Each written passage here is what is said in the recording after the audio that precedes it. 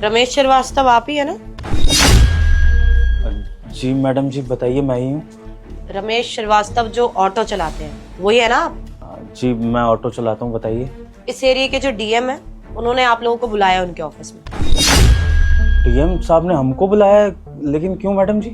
देखिए, इस चीज की तो मेरे को कोई जानकारी नहीं है। मुझे आगे से जो ऑर्डर आया, मैं बस वही फॉलो कर रही हूँ। उन्होंने बोला है आप और आपकी बीवी कल सुबह उनके ऑफिस में आ जाए। ठीक है मैडम जी, लेकिन बता देती, कुछ बात हुई है क्या?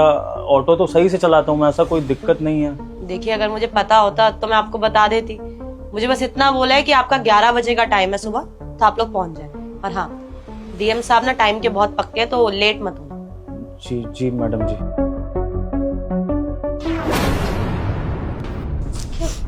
कोई बात हुई है क्या? अचानक क्यों बुलाया? आप जानते हैं उन्हें? अरे नहीं नहीं, मैं डीएम साहब को कहाँ जानूंगा भैया, गरीब आदमी ठहरे, कोई लेना देना ही नहीं सरकारी दफ्तरों से। और मैंने तो सुना था कि शहर में नए डीएम लगे हैं, तो उनसे तो हमारा वैसे ही कोई मतलब नहीं। मुझे समझ नहीं आ रहा कि मुझको क्यों याद किया है। अब तो कोई चारा नहीं है, चल लेंगे फिर सुबह। हाँ, अब बुलाया है डीएम साहब ने तो जाना तो पड़ेगा ही। काम करना, फिर 11 बजे तैयार रहना। चलते हैं उनके ऑफिस में, देखते हैं क्या बात है।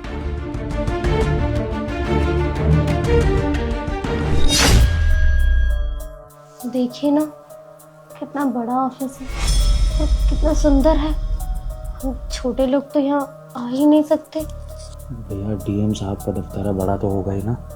और ऐसे बड़े सरकारी दफ्तर में हम जैसे गरीबों को कौन ही बुलाता है। तो पता नहीं डीएम साहब ने हमको कैसे याद कर लिया।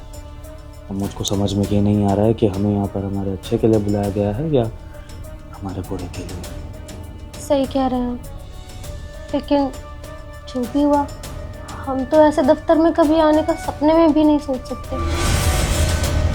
क्यों भैया? आप दोनों क्यों नहीं सोच सकते यहाँ पे आने का?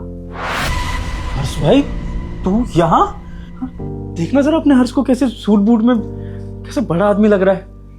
तू यहाँ डीएम साहब के दफ्तर में कैसे है? देवर जी, आप यहाँ क्या कर रहे हैं? समझती नहीं हो?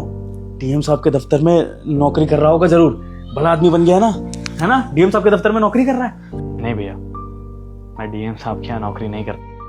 तो फिर डीएम साहब के दफ्तर में तू क्या कर रहा है छोटे? तू जानता है क्या डीएम साहब को? जानता हूँ भैया, इवन आप दोनों भी जानते हैं। हम कैसे जानेंगे? वो तो बहुत ही बड़े आदमी हैं। हाँ छोटे, हम डीएम साहब को नहीं जानते। वो तो उन्होंने हमको बुलावा भेजा, तो हमें खुद समझ नहीं आ रहा। लेकिन अच्छा है कि तू मिल गया। तू बता ना, कौन है डीएम साहब? बड़े लोग तो वो भैया दुनिया के लिए हैं, लेकिन आपके लिए तो हमेशा छोटे ही रहेंगे। जानते हैं कौन है यहाँ का डीएम? नहीं, हम तो नहीं जानते, बताइए ना। आपका छोटा भाई भैया, हर्ष। आप डीएम है इस शहर के? छोटे, तू मजाक तो नहीं कर रहा अपने भाई के साथ? तू सच में यहाँ डीएम है इस शहर का? हैं? मैं मजाक नहीं कर रहा भैया, मैं सच में डीएम बन गया हूँ। छोटे, देख रही हो भगवान, हमारा छोटा शहर का डीएम बन गया है। भगवान, मैं कहता नहीं था अपना छोटा हमारा नाम रोशन करेगा। मैंने कहा था एक दिन बहुत बड़ा अफसर बनेगा, लेकिन छोटे, ये तो मैंने सपने में भी नहीं सोचा था कि तू शहर का डीएम बन जाएगा, इतना बड़ा आदमी बन जाएगा कि लोग तुझे सल्यूट मारेंगे। हाँ छोटे, आज लग रहा है कि मैंने अपना सपना जी लिया है। आखिर में यही तो मेरा सपना था ना भगवान, कि अपना छोटा कुछ बड़ा कर ले, जिंदगी में हमारा नाम रोशन करे। और अब डीएम बन गया मेरा भाई, तो इससे गर्व की बात हमारे लिए क्या हो सकती है?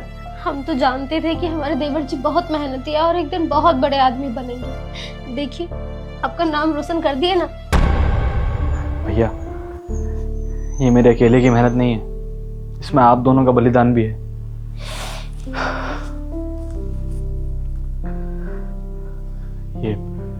ये चेन ही आता है आप दोनों को?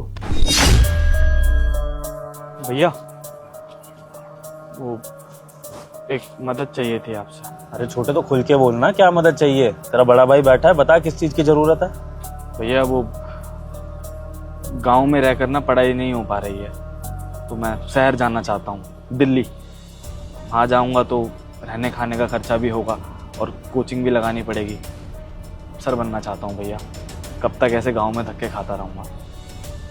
अभी बैठ के हिसाब लगा रहा था तो कुछ 80,000 का बैठ रहा है 1 साल का खर्चा कोचिंग के साथ। अगर कुछ पैसा मिल जाता तो मेरा भविष्य सुरक्षित हो जाएगा भैया, इसलिए मांग रहा हूँ बस। 80,000। रुक 1 मिनट। कुमकुम, कुमकुम बाहर आओ जरा। जी आई। हाँ जी बोलिए। कुमकुम, अपने पास पैसा कितना पड़ा होगा घर में? पैसा तो कुछ नहीं है, बस राशन की है 2-3 हजार। कुछ भी नहीं है क्या? 5-10 हजार 20,000 कुछ तो रखा होगा। नहीं अभी तो कुछ भी नहीं है। छोटे को पैसा चाहिए था बाहर पढ़ाई करने के लिए, बड़ा अफसर बनने की तैयारी कर रहा है ना, तो बाहर जो बड़ी बड़ी कोचिंग होती है इसको वहाँ पर जाना था। अब उसके लिए छोटे को कम से कम 80,000 रुपये चाहिए। तुम मान लो 1 लाख रुपया चाहिए। बाहर रहेगा, खाएगा पिएगा, वो भी खर्चा होगा पढ़ाई के साथ। तो अब क्या कर सकते हैं ऐसा कि छोटे की मदद कर दे? इतना सारा पैसा तो नहीं है हमारे पास, आप ही बताइए क्या करना है फिर। अपना चेन दे सकती हो क्या? हमारी चेन, ये तो हमारे बाबा की आखिरी निशानी है। मानता हूँ आखिरी निशानी है तुम्हारे पापा की, लेकिन इस वक्त छोटे को हमारी ज़रूरत है और हम ही इसके माँ बाप है। अगर हम इसके काम नहीं आएंगे तो फिर ये अपना सपना कैसे पूरा करेगा? और वैसे भी चेन को बस गिरवी तो रखना है, जैसे ही अपना छोटा अफसर बन जाएगा, कमाने लगेगा, चेन वापस छुड़वा लेंगे, वरना छोटा अपनी भाभी को नई चेन बनवा देगा। दिक्कत क्या है? भविष्य के लिए इतना तो हम कर ही सकते हैं ना छोटे के। सही बोल रहे हैं आप, रुकिए। भैया नहीं, कैसी बातें कर रहे हैं आप? मैं अपने स्वार्थ के लिए ना भाभी से ये चेन नहीं ले सकता। अरे उनके पापा की आखिरी निशानी है। कोई बात नहीं, मैं गांव में रह के पढ़ाई कर लूंगा, नहीं बनूंगा कुछ, कोई बात नहीं, लेकिन ये सब नहीं भैया। छोटे बात तो सुन। देखिए सोना जेवरात ये किस दिन के लिए काम आता है? इसी दिन के ना कि घर में कोई मजबूरी आ जाए, कोई बात हो जाए तो उसके लिए हम इस सोने को इस्तेमाल कर सके। और आज तो तुझे सबसे ज्यादा जरूरत है सोने की, क्योंकि तेरा भविष्य निर्भर करता है इस पर। देख आज अगर ये चेन चली जाएगी ना तो कुछ नहीं बिगड़ेगा, लेकिन अगर तेरा भविष्य नहीं बन पाया ना तो सारी जिंदगी तुझे भी यहाँ गांव में धक्के खाने पड़ेंगे, और वो मैं नहीं चाहता। तो तू बस शांत रह, हम जो कर रहे हैं हमें पता है हम क्या कर रहे हैं, हम तेरे बड़े हैं, जो भी करेंगे तेरे भले के लिए। तू हमारी चिंता मत कर, तू बस अपनी पढ़ाई की चिंता कर। लाओ कुमकुम, तुम चेन लाओ। लीजिए। या शांत हो जा छोटे, ये ले, इससे तेरी पढ़ाई का इंतजाम हो जाएगा। तुझे जहां भी जाना है अच्छे से जाकर अपनी पढ़ाई कर, और तेरी भाभी और मेरा आशीर्वाद है खूब बड़ा अफसर बन के हम दोनों का नाम रोशन करिए। शुक्रिया भैया। अरे बस। खूब तरक्की करना देवर जी, इस गांव के ना पहले अफसर बन के आना आप।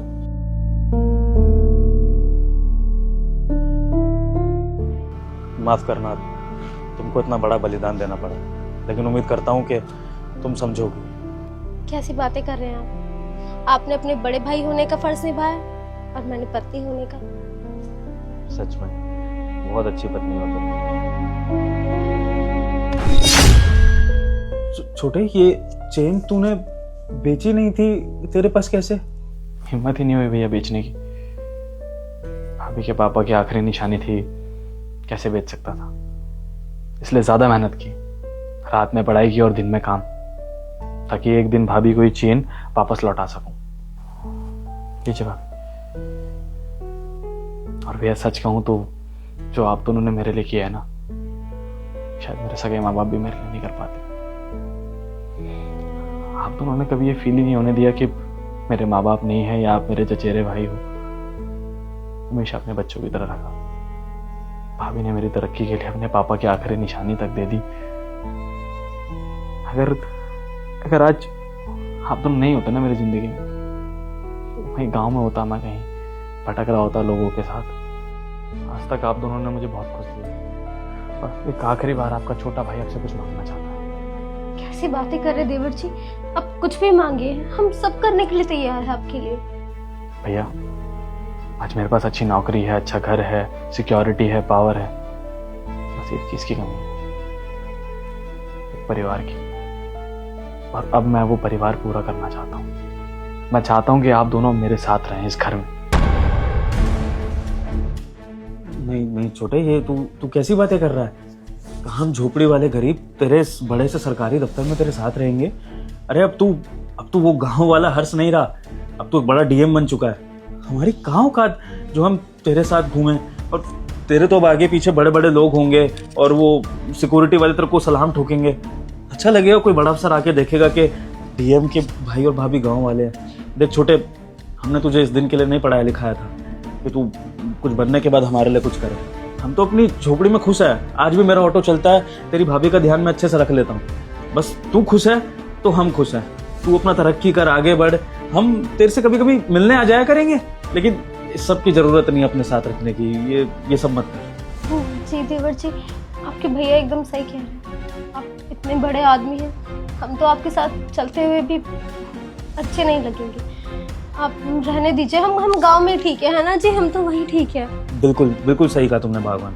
तू बस खुश रहा, हम यही चाहते हैं। भैया मुझे बात बताइए, आपने मेरे लिए जो भी किया छोटे भाई समझ के किया या फिर एक बच्चे की तरह?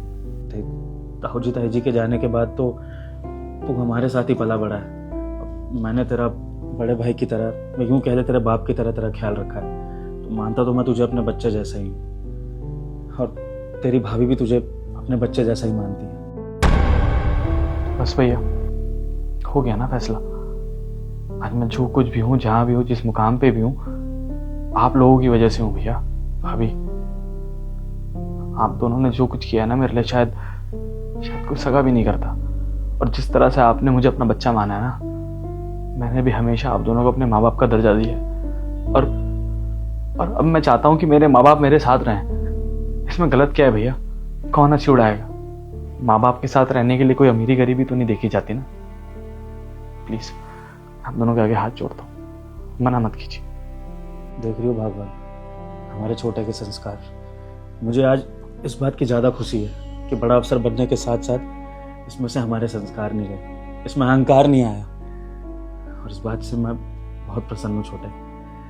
ठीक है, मान ली तेरी शर्त, रहेंगे तेरे साथ तेरे सरकारी दफ्तर में, लेकिन हमारी भी एक शर्त तेरे को माननी पड़ेगी। जैसा आप कहेंगे भैया वैसा ही होगा। बताइए। आज के बाद तू मुझको अपना चचेरा भाई नहीं बोलेगा।